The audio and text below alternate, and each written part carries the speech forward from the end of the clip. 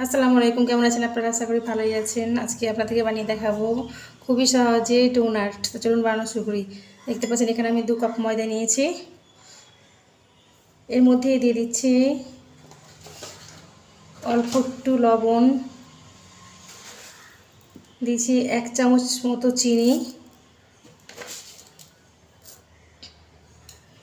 আর দিচ্ছি baking powder 1/2 চামচ, দিচ্ছি অল্প তেল 1 চা চামচের মতো, আর দিচ্ছি বাড়িতে আমি ইস্টে বানিয়েছি সেটা দিয়ে দিচ্ছি 4 চামচ মতো। এবার সম্পূর্ণ উপকরণ একসাথে মেখে নিতে হবে ভালোভাবে একটা নরম ডো করে। দেখতে পাচ্ছেন আটাটা আমার মাখা হয়ে গেছে। এবার অল্প জল দিয়ে দিচ্ছি একটা নরম ডো বানানোর জন্য।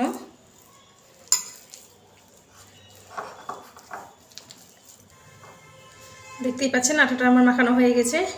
এবার একটা পরিষ্কার প্যাকেট দিয়ে ভালো করে বাড়িটা রেখে দিচ্ছি মোটামুটি 20 থেকে 30 মিনিট পর্যন্ত। ঘন্টা হয়ে গেছে। এবার চলুন বানাই ডোনাট। এবার ভালো করে এটাকে মেখে নিতে হবে। হাতে অল্প তেল নিয়ে নিচ্ছি। এবার এটাকে বেলে নিচ্ছি। অল্প একটু আটা ছাড়িয়ে দিচ্ছি যাতে তলে না লেগে যায়। খুব পাতলা বেলবো না, অল্প মোটাই রাখবো।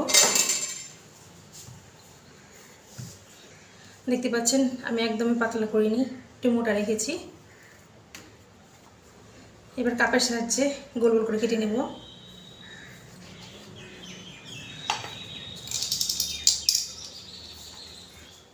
এরকম একটা ছোট্ট ঢাকনা নিয়ে নিয়েছি, এটার মধ্যেটায় এইভাবে কেটে কেটে তুলে নেব।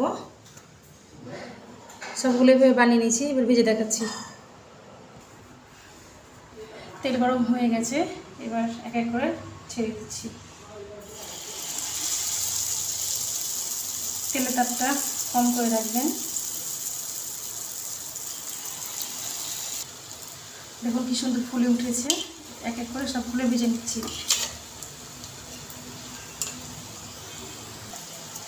সবগুলো ভাজা হয়ে গেছে, এবার তুলে নিচ্ছি। সবগুলো ভাজা হয়ে গেছে, দেখতে পাচ্ছেন কি সুন্দর ফুলেছে। এবার আমি এখানে নিয়েছি চিনি পাউডার নিয়েছি।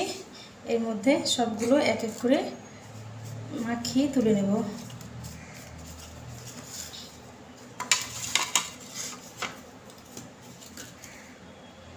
এইভাবে সবগুলো তুলে নিচ্ছি মেখে।